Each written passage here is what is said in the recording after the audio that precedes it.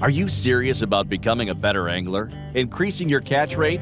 Then be sure to check out the Teachin' Fishin' subscription service. The Teachin' Fishin' subscription service gives you access to exclusive web programming, seminars, live events, articles, workshops, and more every month.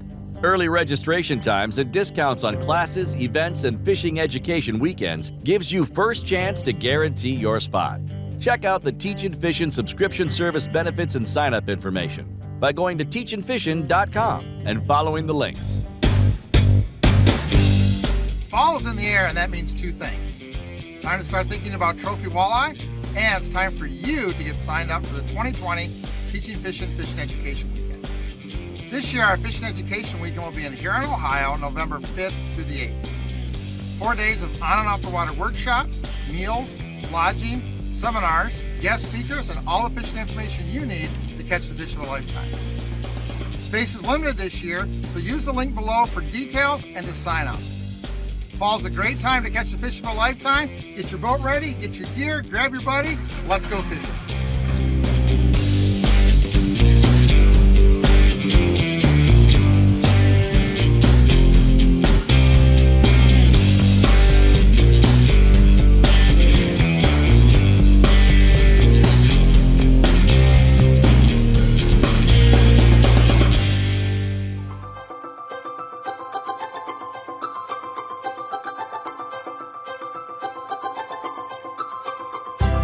So it is Monday, September 28th. Man, it's getting, I don't know where you guys are at. It is a little chilly. Not too much, about 60 degrees this morning.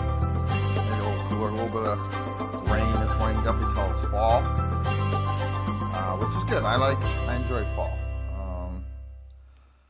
I'm a shorts till it snows kind of guy, so I'm still wearing shorts, but I have to put a sweatshirt on occasionally here in the next couple of weeks. I think this week the weather's supposed to be a little crappy, so Lauren said he went to Ohio last Tuesday, got his butt kicked. 1 walleye in 6 hours fishing, marked a lot, moved a lot, only 1 taker. He said that's fishing in 2020. Yeah, 2020's been, I will be so happy to see January 1st for lots of reasons, but it'll be good to see January 1st roll around here.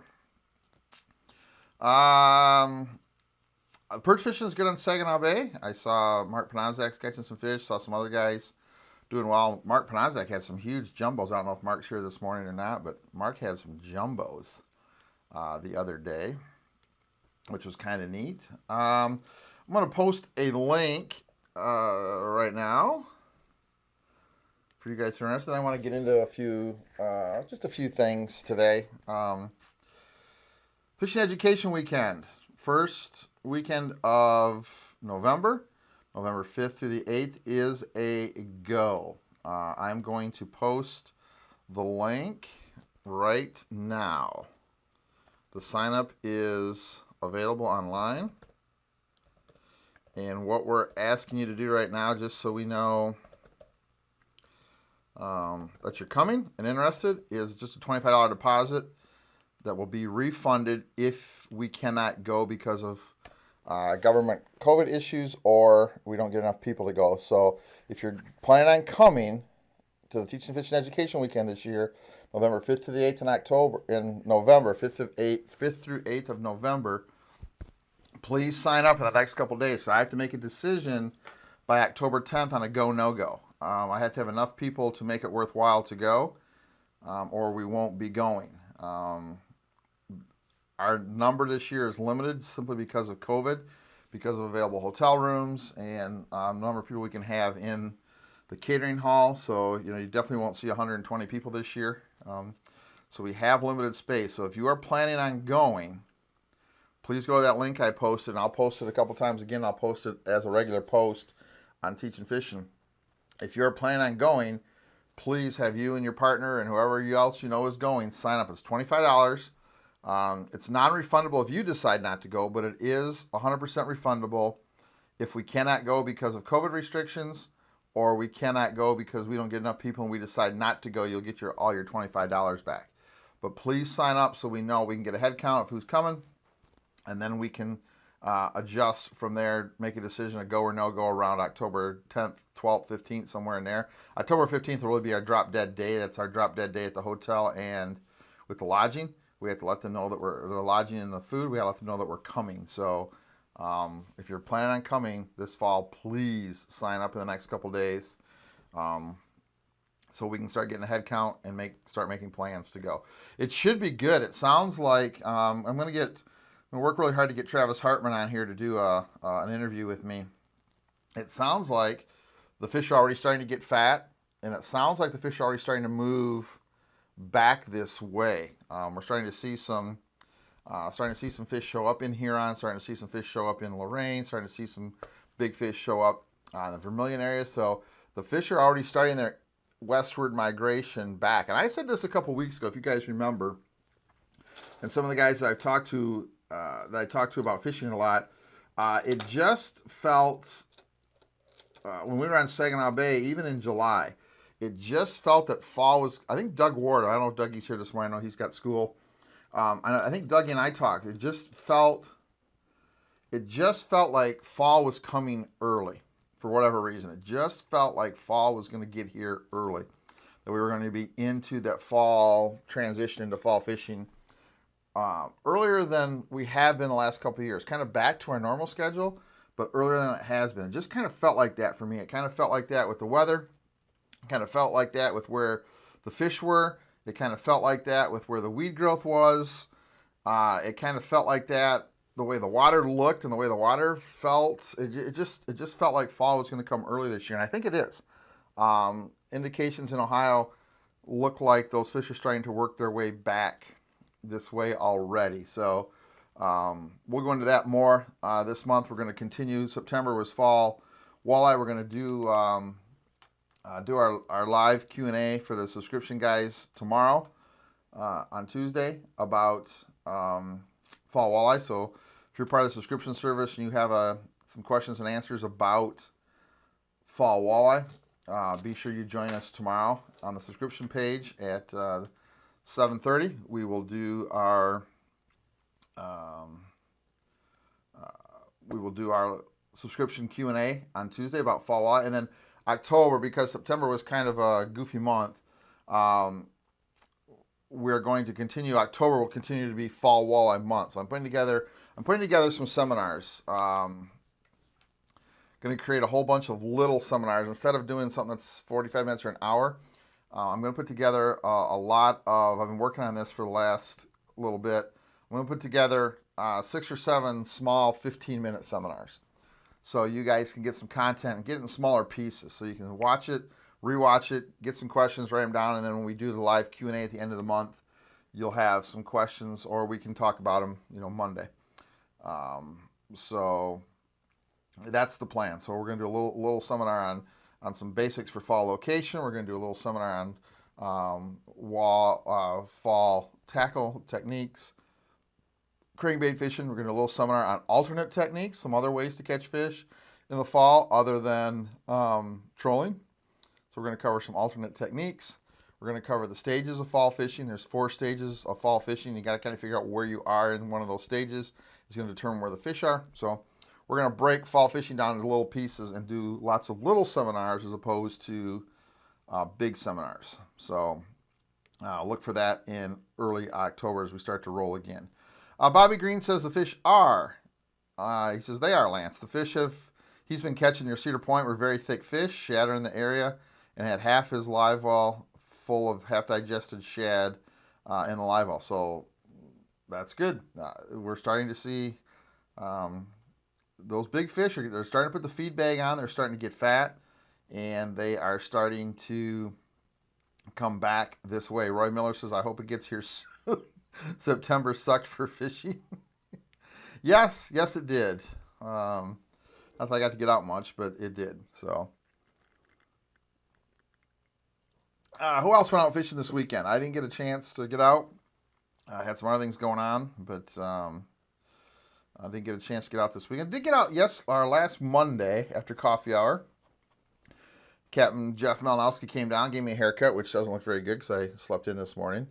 But he came down and gave me a buzz cut because my hair was getting a little long, and we went out to one of my old favorite stomping grounds, we went out to Lake Nipissing in Lapeer, hoping, morning Jason Kelly, hi Kenny Sparks, hoping that we could find some perch or crappies or bluegills schooled up in deep water. And my buddy Larry Kimmer told me a couple of weeks ago, he said he was out Lake Nipissing and they sprayed and killed all the weeds. I'm like, oh, here we go again, right? You know. So Jeff and I went out last Monday after coffee hour. We did coffee hour. He cut my hair, and then we went out fishing. And I'll tell you what, this lake that used to be a little gem, that used to be my favorite place, is a place that has a special place in my heart. Lake Nipissing, it's kind of where I learned how to fish. They've completely destroyed it. I'm assuming that they sprayed to control some of the milfoil that was in there. But as like a lot of homeowners associations do, there seems to be a lot of accidental oversprays on these lakes. We went around the lake. I saw very, very few, and I'm thinking maybe 2 fishing boats at docks.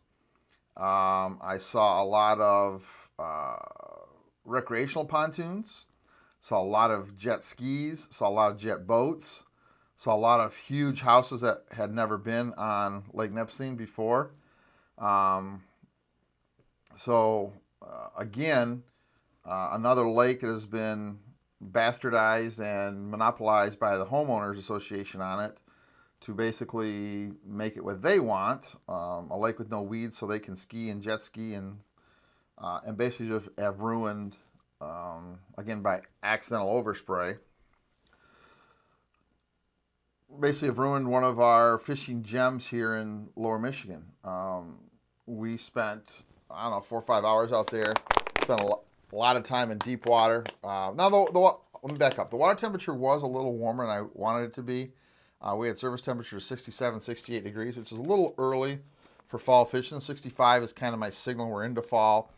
I like it to be low 60s to start to see these fish kind of come together in big schools in deep water, but there was nothing in that lake. They have completely destroyed. That used to be one of the best inland lake walleye fisheries. Used to be an awesome fishery for big bluegills, big crappies, perch, lots of nice northern pike in there, and obviously a very, very good largemouth bass lake. And it's, now it might have been close to the weed kill. Everything might have been in a funk, but I just didn't see on the sonar what I was expecting to see or should have seen that time of year in the places that I was. And I know that lake very, very, very, very well. So that was kind of depressing, to say the least. We tried a lot of things. We found little schools of fish. Never got a bite. We used some jigging spoons. We used some jigging wraps. We fished above them. Jeff hooked up a little perch rig with a couple little hooks and a couple little pieces of power bait and some other stuff, and there was just nothing. There was just nothing to concentrate on. So that was very, very frustrating. So may try it again after it gets a little colder. May go out there again when we get that temperature down around 60, 61, 62 and see what happens. But it was a pretty uneventful and depressing trip. Did put some extra hours on the Polar Craft. We did put a new prop on. My Polar Craft was over revving, and my pontoon was only running about 4,800 RPMs, which means that I had too small of a prop on the Polar Craft and too big of a prop on the pontoon. They're both the same exact motor. So when we were up at Gaylord for our Aglo trip, we actually, before we came home, actually switched props. So now the pontoon has a smaller prop, the Polar Craft has a bigger prop. It did not over rev. I'm still a touch off. I'm not getting the kind of, I'm about 48 and a half miles an hour. I should be around 52 with 2 guys in it. So we got to kind of tweak that a little bit. But we're right up there around 50 miles an hour. And I'm sure when the motor gets broken in, it'll let loose a little bit more. I haven't had the pontoon back in the water, so hoping that it is going to bring those revs up a little bit. So just made a little change in the props. Ben Warson says the last lake he fished was Lakeville. They did the same thing. Spraying killed the lake. It's just whatever. I don't think homeowners associations should be able to control the weeds on any lake that has public access. That's my personal opinion.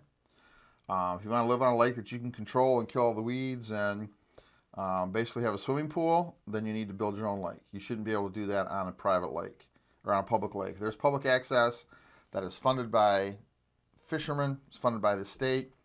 The state should have complete control and manage that as a fishing lake as opposed to the homeowner association doing it and being able to control what happens. And I know for a fact that homeowners associations will actually, how do you say it?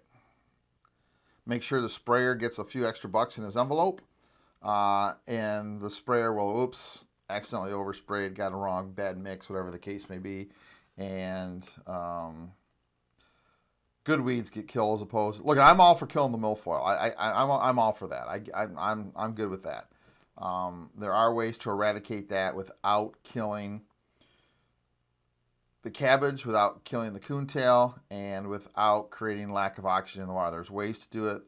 There are people who know how to do it. There are people that are certified to do it, that the state hires, that they watch it. When a homeowner association can hire a private group to do it, there's a problem. So, it is what it is. Anyway, that's my preaching for today. Okay, lots of questions. I don't know how to handle this. Lots of questions about leadcore on the Facebook page. Chopper McCarthy is getting into leadcore fishing. He has lots of great questions. Brian Pazalka is still working on getting comfortable with leadcore. So I'm probably not going to cover it here because I don't want this to become a seminar. I want this to just be us just chatting this morning on Monday mornings and just kind of having a good time. But look on this page. I'm going to get together one night. It'll be quick. It'll be a half hour, 40 minutes. But I think we need to have a talk about leadcore. I'm going to kind of write down Chopper's questions. Brian had some questions. I'm going to go back and look at some of the posts where guys are struggling with leadcore, and we're going to put together a little. Going to put together a little refresher on leadcore. I know we've talked about it a lot, but put together a little refresher on leadcore and answer some of the questions to kind of get everybody a little more comfortable. So there you go. Lawrence says, blame the DNR. The state owns all water. Homeowner associations have no control. I agree, but in this climate, who knows who has accountability for anything anymore. It's just easier to just not take accountability and do what you need to do. But I'm going to take accountability for keeping this on track. So, what else can we chat about? Anybody got any questions? Any quick questions? Again, I don't want our Monday morning talks to turn into seminars. You're going to see a lot more activity from us over the week, through each week. I'm going to lay a schedule out for how the seminars are going to go. We're going to kind of do some more stuff. I'm going to tell you that the last couple of days have been very, very good for me, mentally. So I feel like I'm finally ready to tackle all this, tackle my responsibilities and tackle taking care of you guys and getting fishing information out. Jim Steele says, love me some leadcore. You know, I do. I love leadcore, and Chopper has been talking quite a bit on the educational forum about leadcore, and I'm trying to think one of the posts I saw the other day that made me think. Somebody made the comment, and I don't know. I don't remember if it was. It's over in the Teaching Fishing Educational Forum, which is where it should be. That's our open to the public. Everybody talk. You know, he's got a lot of questions. He's using 832 leadcore.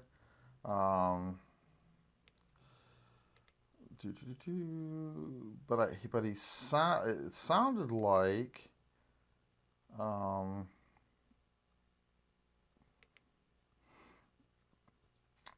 somebody made a question. Yeah, so he made the post. Why does leadcore seem superior to other ways of getting things deep? He says, last week my buddy, I'm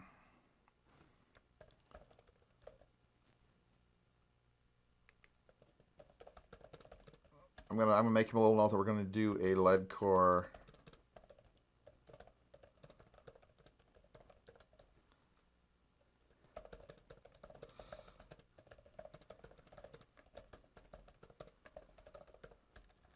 Gonna do a little leadcore mini seminar.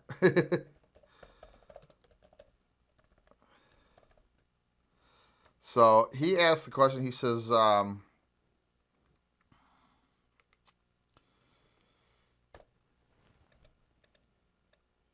does leadcore seem superior to other ways of getting things, especially spoons, deep? Last week, my buddy, who was set up with half a dozen leadcore rods, was catching very consistently for his lake, and since it should be pretty easy to figure out the depth he is fishing with the leadcore, I tried putting the same lures and spoons down with other methods, tadpoles, riggers, snap weights. Does that sound familiar?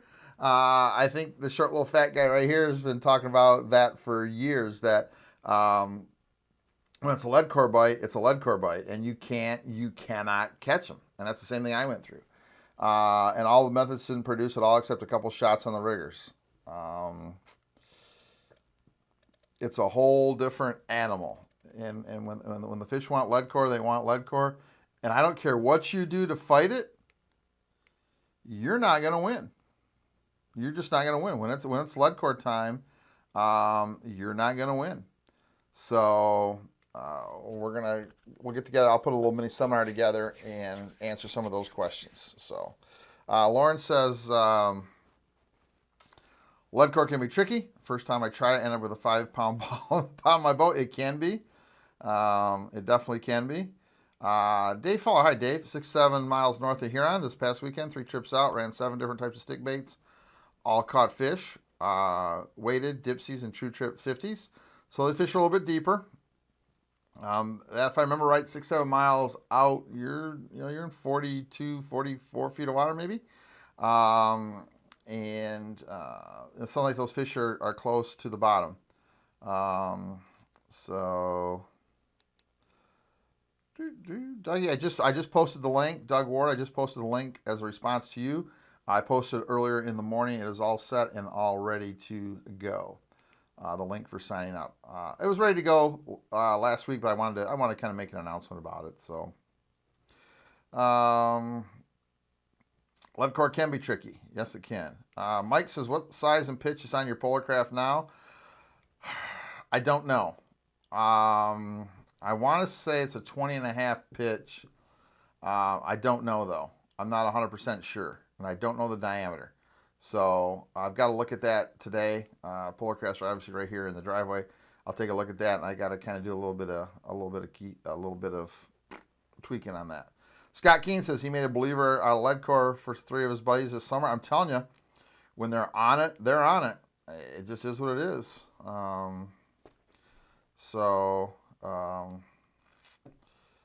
That's what it is. Johnson's caught a salmon last month. I was downrigger. Fish had broke someone's leadcore off and was dragging across the lake. I snagged the wire. Only fish I've caught on leadcore in years. I wouldn't be without it. I don't like it. I don't like fishing with it because it is very hard. It takes a long time to get out. It takes a long time to get in. One of the reasons I don't like it's not very efficient. But I'd rather take a little bit of time coming in and going out and have a fish on the end than running around with stuff that's short. When it's on lead, I don't even fight it anymore. I grab it. And I have spooled up ready to go. I have 4 1 colors, 4 2 colors, 4 3 colors, 4 4 colors, and 4 5 colors for the walleye boat. And when it's leadcore time, I just put all those in there. I just put them all in the boat, all in the pontoon, and when it's time, and there they all go. I know a lot of guys, we have a couple guys at our marina at Limit Beach who are they're just leadcore junkies, and they've got reels of the they go halves. So they got half colors. They got 1 colors, 1.5s, 2, 2.5s, 3s, 3.5s, 4s, 4.5s, and 5s. They go right to the half. And I know last year it was really good, and I didn't do it because it was towards the end of my season. I'm like, I got to have a break from all this stuff. The last couple of days I was at Linwood Beach, guys were running number 7 flicker shads and number 9 flicker minnows behind leadcore. So a couple of charters were, you know, 1 color leadcore with a number 9 flicker minnow, 1.5 colors with a flicker shad. I'm like, ugh, ugh. Oy vey. So, you know, it is what it is. John says, big rods and too heavy. I prefer to fight fish. I don't know what you're fishing with, John, but I know my lead core, the lead core that we use on both the walleye boat and when we switch over to do a little steelhead or salmon fishing, I run the same 8.5 foot rods I run for my regular walleye fishing. Denali took that 8.5 foot trolling rod that we've used forever, and they put bigger guides on it, less guides and a little bit bigger guides, and made a lead core rod. So I don't know where I don't know what you're fishing with, big rods and too heavy. I don't know where you're fishing with the big rods and stuff too heavy. Even the guys I know that salmon fish that use lead core strictly for salmon don't do any walleye. They use a 36-pound lead core and actually use it for salmon. I know Lance uses 8.5 foot rods of really, really soft tip, almost like a rigger rod, just a little bit longer, really soft tip. So I don't know. Must depends on the rods that you're using. Ryan says, I find in the falls the water clears up and turns gin clear. Lead core keeps the baits back, which can be a game changer, especially for spooky fish. I agree with that a little bit. I just think it's the way a lure moves through the water. If I'm going to pick one thing about lead core, it's the way it goes through the water. You know, if you take, and remember, 1 color lead core weighs about an ounce. So, yeah, John, yeah, you shouldn't lose a fish that way. But yeah, Scott Keen's using his old Gary Roach trolling rods, perfect. Scott, if you need a couple of those, I've got a couple extra in my garage. I'll make you a hell of a deal. I think I got 3 of them. I'll be if you want. I think I got 3 of them here. The telescoping 8.5, so I'd be more than happy to part with all 3 of them for a really, really, really good price. Maybe a little trade for some perch fishing information. If you want a couple more of those Gary Roaches, if you need a couple, let me know.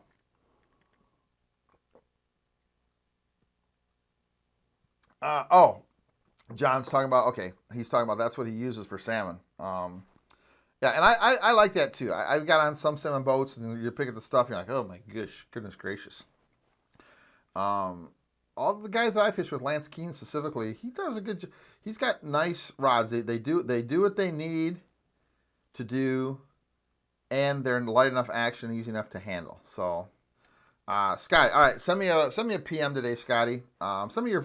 PM me your phone number, and I'll give you a call this afternoon, and we'll figure something out here. Because I got 3 of those sitting around. Every time I move rods, I run across them. Like, I just want to get rid of these. So I'll make you a deal. I'll make you a deal. Arlo says early season for us in that June time frame when the fish are up high out of our deep water. I love the 2 color with Deep Thunderstick Junior. There's just something about it, man. You know, it allows you to get an extra rod away from the boat. And again, I'm not a big believer in fish spook from the boat. I don't really believe that. But I do think there's something about the way lead core pulls to the lens. Let's go back to my original line of thought. Each color of lead, 18 and 27 pound lead core, each color of lead weighs about an ounce. It's not exactly, but it's about an ounce. So if I put 4 colors of lead core in the water, I've got 4 ounces of weight spread out over 120 feet, right? Plus a liter. So I've got let's call it 175 feet of line out to get 4 ounces of depth. If I take a 4 ounce snap weight, that is a big hunk of lead, right? That's just a big hunk of lead, 4 ounces of lead in one spot. So now imagine the boat's going forward and maybe there's a little bit of wave action. That 4 ounces of weight is going whoosh, whoosh, whoosh. Very, very aggressive up and down and moving the lure up and down aggressive. That 4 ounces of lead core plus the third, let's say I call it a 30-foot leader, so 150 feet of line out, it's just snaking through the water, right? It kind of moves up a little bit and kind of goes like that. There's a huge difference between 4 ounces of weight spread out over 120 feet or 4 ounces of weight in one ball. Huge difference on how the lure acts. Huge difference. That's a lot of it, I think. All right, Dougie. Kim says he's got 2 Akuma reels with copper on them, 8-foot rods I got off Marketplace. He's never fished copper or lead core. Well, tune in. That's something we're going to talk about. If we get a nice day, maybe I can actually get on the water and actually record something on the water talking about lead core. If we get a nice day here, I can get out here to Holloway. And I don't know, Al Van Brocklin is here. Al, I'm going to ask you to do me a favor. Hi, Rock. How are you? Al Van Brocklin, if you could do me a favor, kind of keep me informed on where the water level is on Holloway. If you hear or see that they've drawn the water down, let me know. Because I know this time of year they draw Holloway down. And I would prefer to not run all the way out there. It's not that far, 15-minute ride, but hook the boat up, get out there, and not be able to launch because the water's down. So Al, if you would please, if you hear or see that the water level is down, let me know. Lauren says, not fishing. Want to send a good luck shout out to all the archery hunters on opening day here in Michigan. Is today opening day? Or I think it's October 1st, isn't it? I don't know. I'm not a hunter. I don't pay attention. I just know it's nice that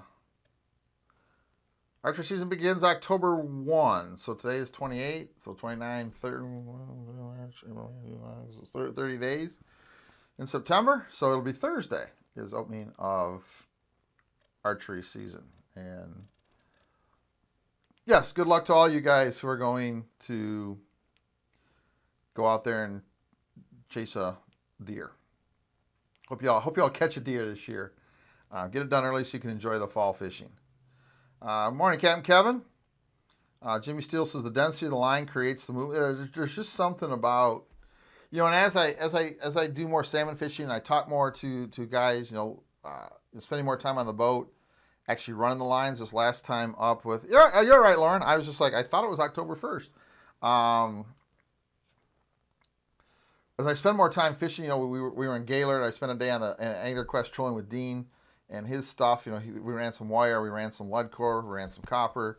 The last time we were with Lance, we basically ran, it was the 3 of us one day, so we ran the boat, and the next day, Dean and I kind of first mated and kind of ran all the gear. The more I actually physically have my hands on it and actually play with it,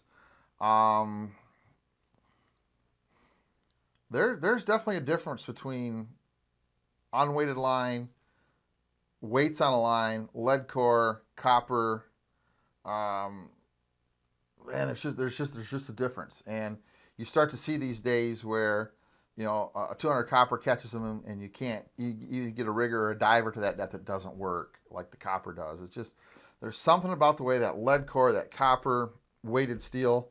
One of the things I want to try that new weighted steel from Torpedo Diver. Now that I'm doing a little more deep water fishing, I want to get some of that from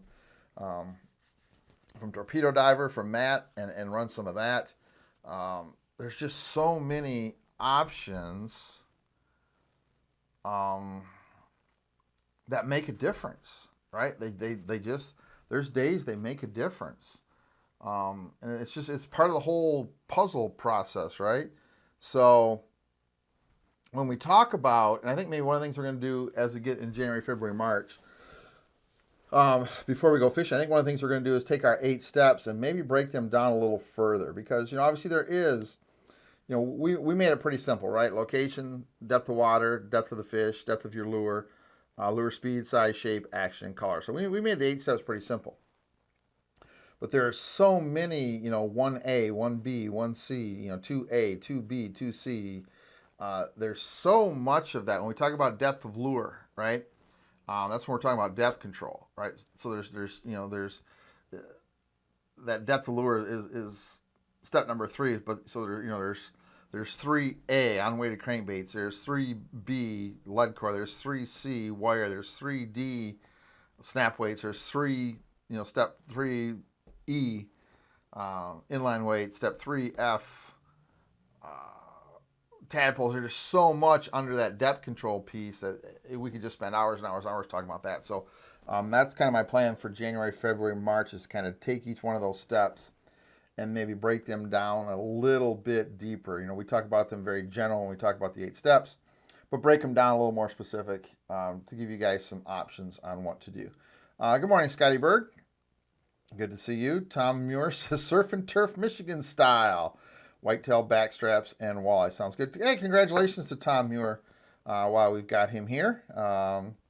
Was just appointed president of, is that right? Why does that stick in my mind? Yeah, president of Michigan Ag Conservation Clubs, if I remember right.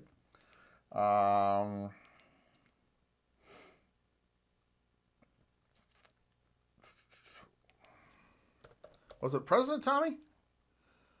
I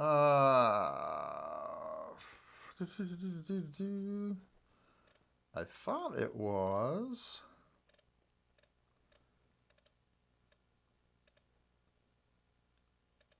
I'm going to find it.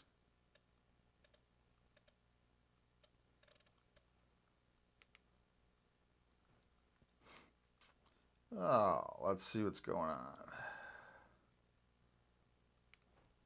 Remind me, Tommy, if you would. Wrong Tom Muir. Okay, wrong guy. That would make sense. That would make sense.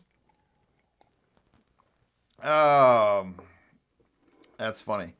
Sorry, Tom.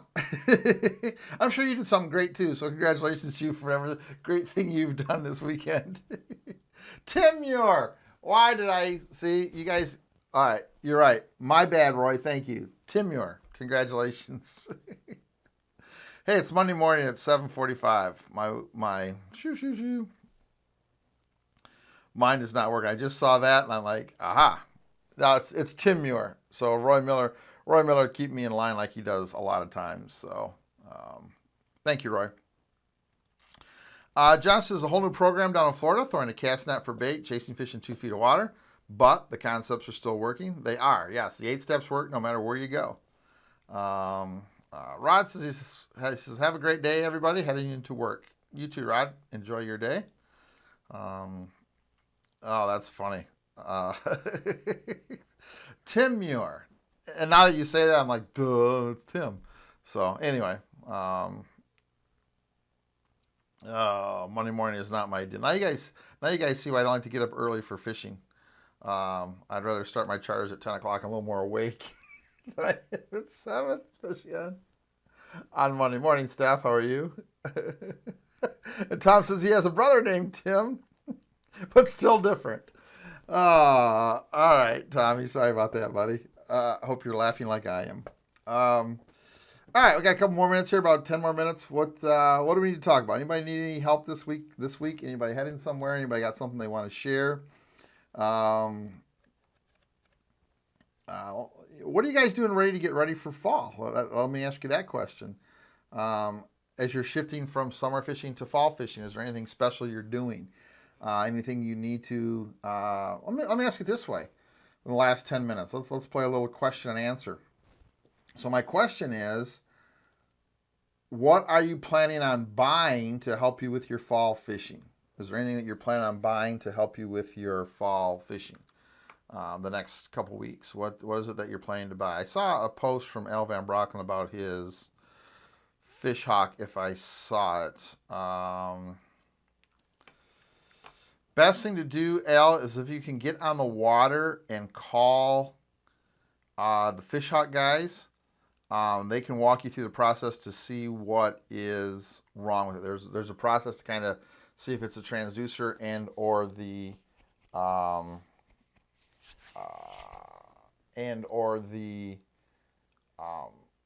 probe. So, but you got to be on the water to do that. Ben Morrison's heading to work. Have a good day, Ben. Jim Mick, morning, y'all. Didn't know coffee hour was on this morning. So, if you were on Facebook and didn't get notification that we were on, spend some time. Kenny says a new polar craft. Are you buying a new Polarcraft, Kenny? I know you've got one. Are you buying a new one?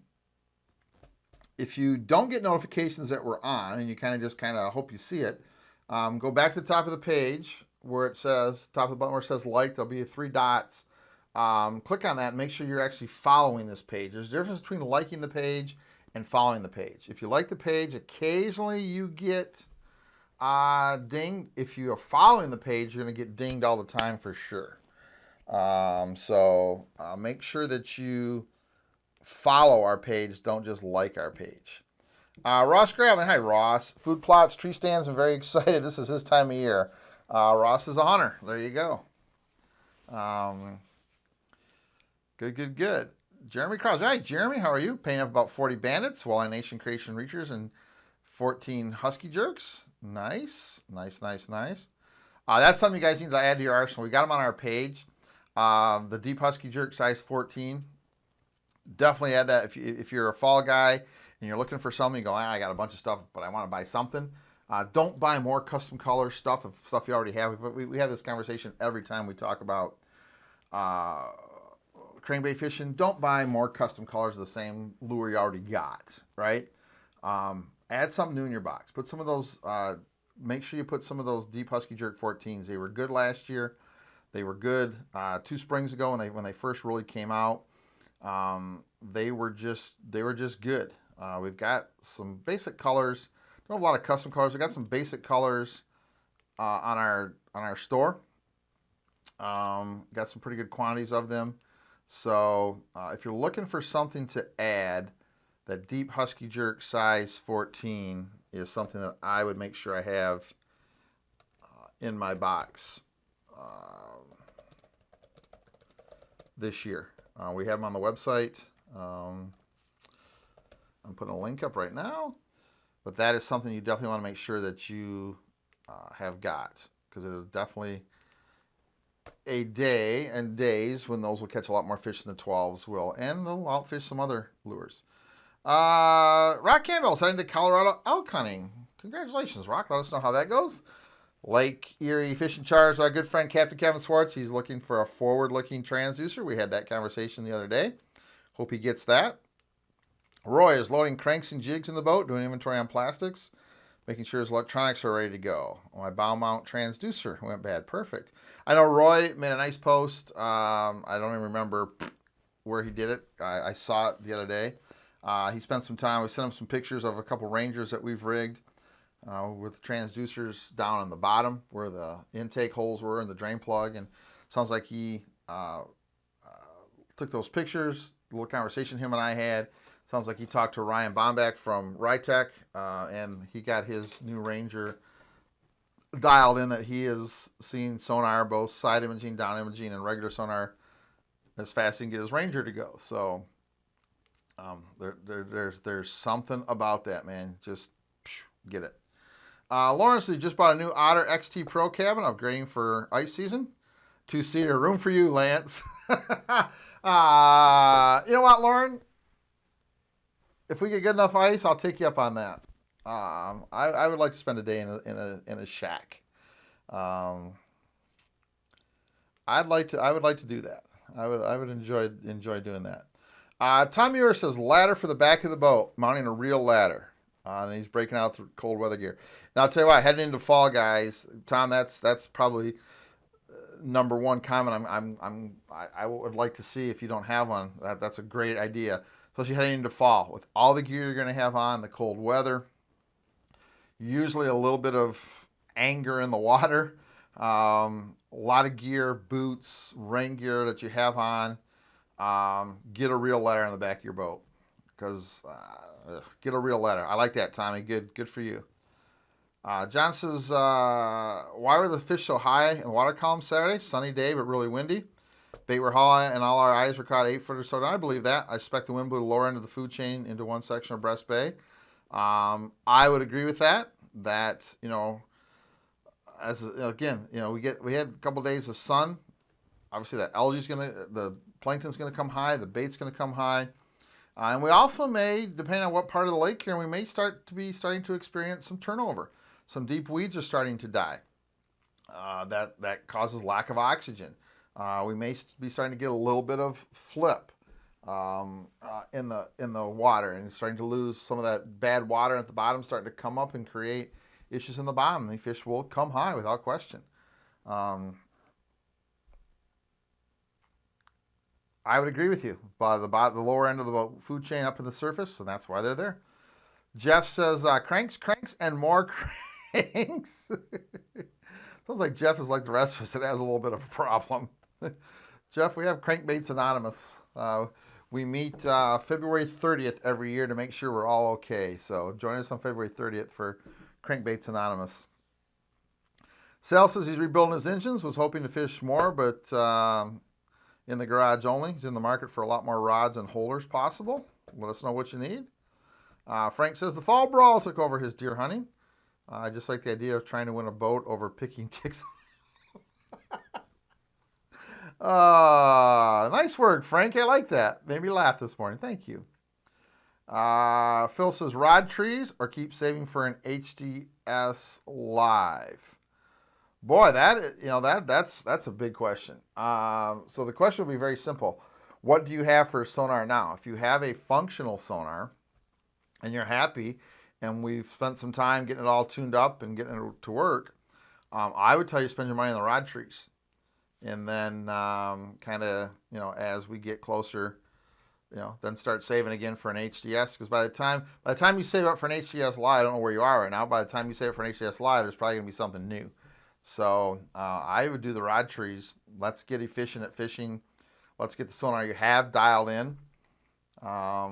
Let's get you ready to roll, and let's get you catching some fish, because now you're going to have more fun. Let's get you the right equipment to catch some fish, and then we'll get you a new unit in a year or two, a couple years. Chris Morehouse, hi Chris, he's going through everything, getting ready for the fall brawl, new mono on reels, clips on boards, all the safety gear, also LED spreader lights on the side to light up tail frag reflectors for fishing. I like that. And one of the things that he says here, new mono on reels, new clips on the boards, all the safety gear, which I absolutely love. I love the fact that he's got safety on his mind. But, fall, especially if you're fishing the fall brawl and you're looking for that one big fish, or if you're just going fishing for fun and, you're going to the right place, you're going to Erie, every fish that you catch from now until ice up, it can legitimately be a 14, 15 pounder. So don't do your fall fishing with old line.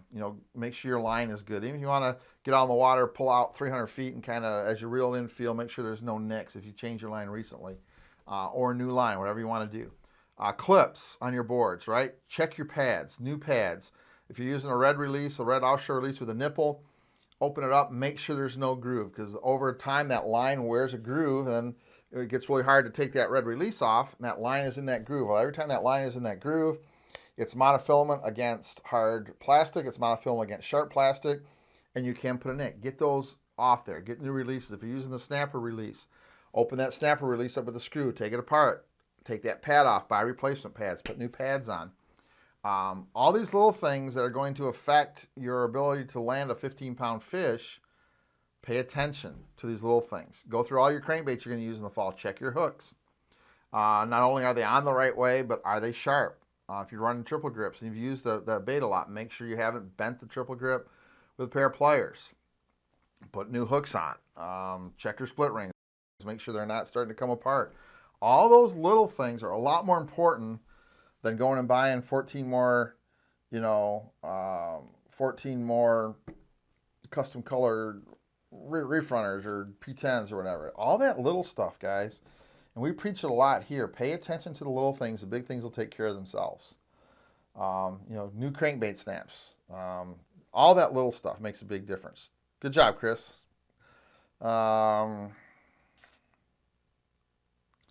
Dan says, when connected to the XI5 built-in transducer, should I stop? No, you don't need to stop the sonar at all. It'll actually, when you bring it up, it'll stop it by itself. When you put it back in the water, it may take a little while for it to log on. I know sometimes, especially if you run across the lake, it gets little water droplets and it kind of gets air and water on it. So when you put it in the water, it takes a minute to log on, but you shouldn't need to stop it. Lauren, I like this little tip. Tip for storing your releases for a long time. Open the release, put a piece of wax paper between the pads. Boop. I like that idea.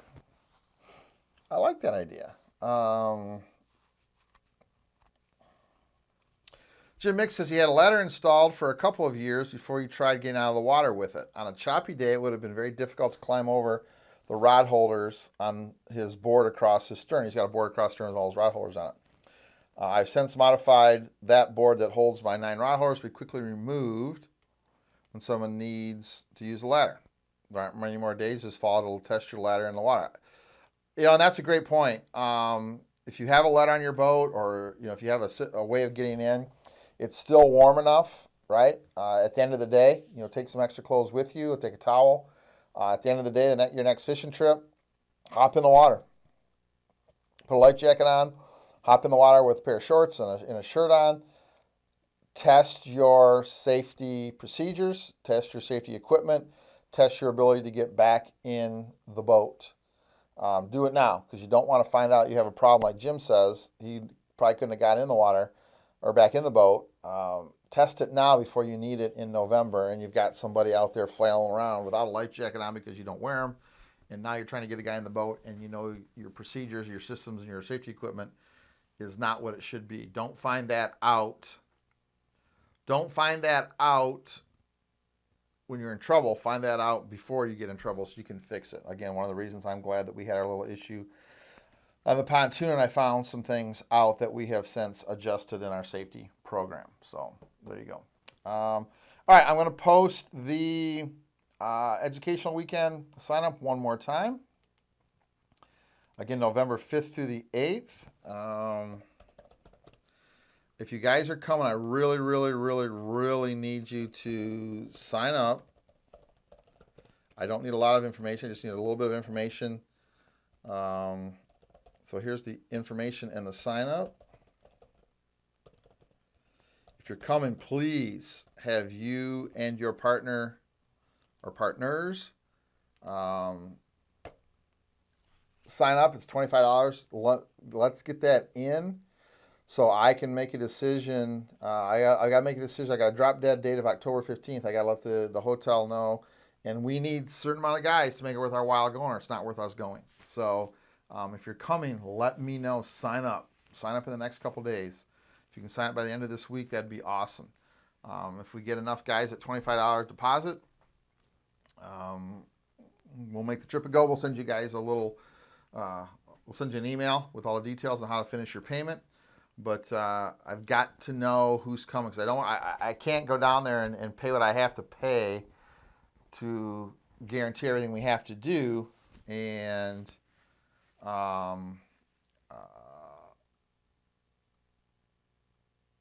then not have enough guys sign up. So there you go. Lawrence says, Lance, someone told me you have to buy a subscription for an EPIRB. I don't believe that's true at all. I think an EPIRB is something you just register. I have never heard that you have to pay to have an EPIRB work or to have it registered. You have to register it. I'm going to tell you you don't, because I have one. I have a small EPIRB. I have a personal location beacon, a small EPIRB that I take with me. And like I told you before, Carol and I have been doing some hiking the last couple of years out in the backwoods of Maine. We were up in Marquette last year, off some of the regular trails, kind of way back, and I carry it in my hiking backpack. And I carry it in the boat all the time. So you do have to register it, Lauren. You don't need a subscription. So there you go. John says he has laminate. I laminate thin strips of cardboard cut into thin strips. Works better than wax paper because you have little pieces everywhere. I never thought about. Look, I'm going to be look at full disclosure. I've never thought about doing something like that between my releases because, I don't. Full disclosure, I don't pay for my releases. So, if I get one that goes bad, if they start to get a little bad, they go in my snap weight box. If they get too bad, they get, they just get trashed because they do. So anyway, Johnson's got to go. Operating reviews are starting. Stay blessed and stay safe. Johnny, good to see you. Anyway, so all right, let's wrap this up. It's 8 o'clock. I got lots to do today. Good to see all you guys. Stay tuned to this page. If you like it, make sure you follow. I'm gonna check right here. Make sure you're following this page, because liking the page doesn't make it, doesn't get you all the information and all the notifications that following a page does. Following a page is different. So if you go to top of this page, you'll see a button that probably says you like this page. It says liked. There's message. There's a little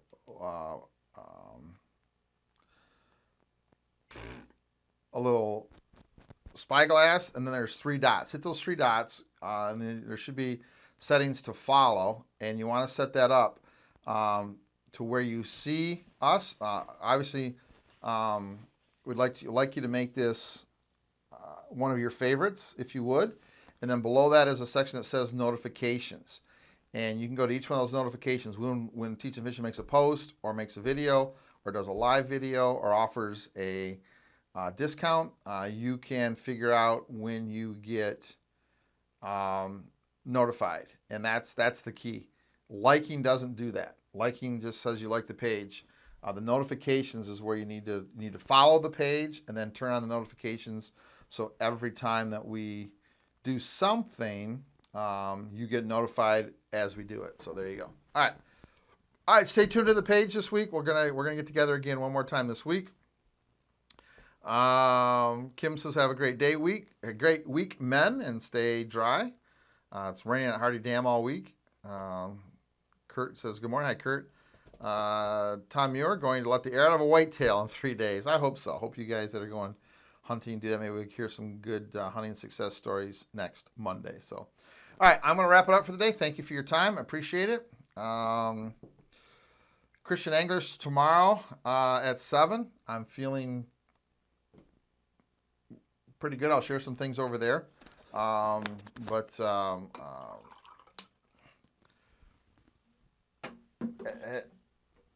feeling pretty good.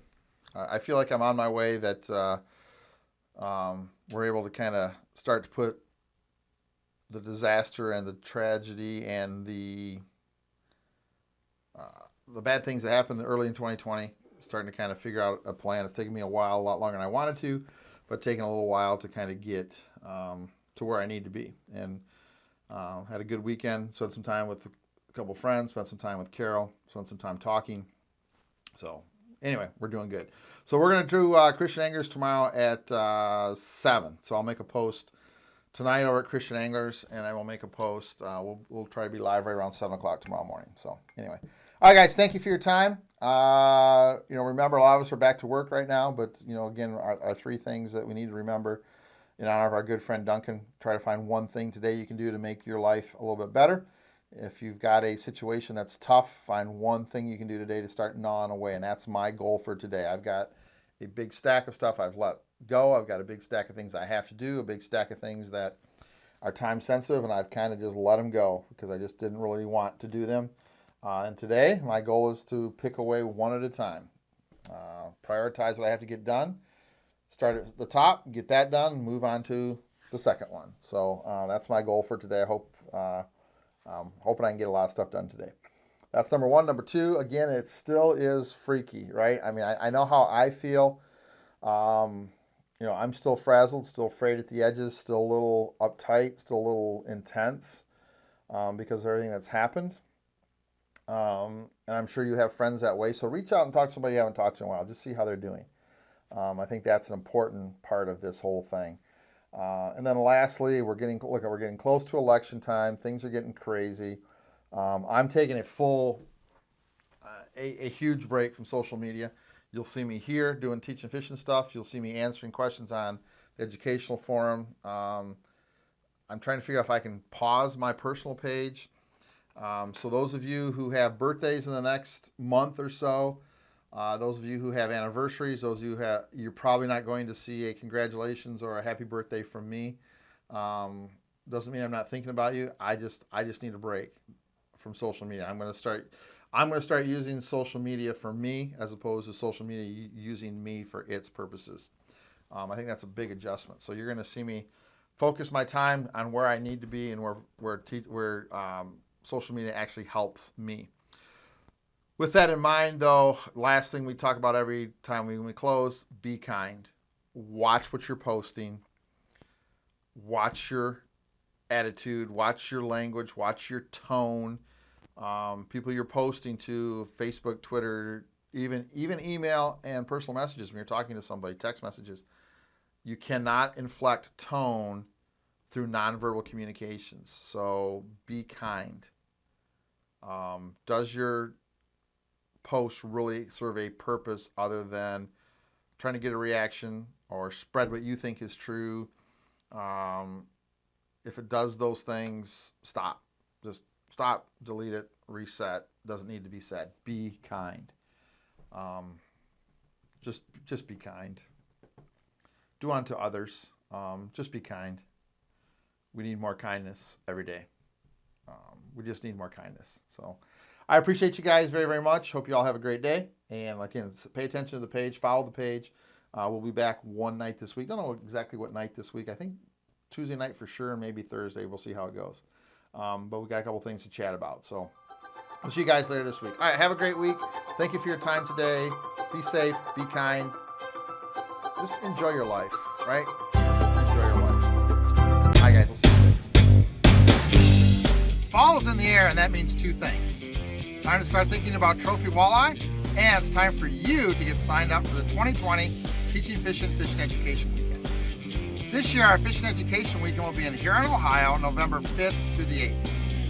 4 days of on and off the water workshops, meals, lodging, seminars, guest speakers, and all the fishing information you need to catch the fish of a lifetime. Space is limited this year, so use the link below for details and to sign up. Fall's a great time to catch the fish of a lifetime. Get your boat ready, get your gear, grab your buddy, let's go fishing.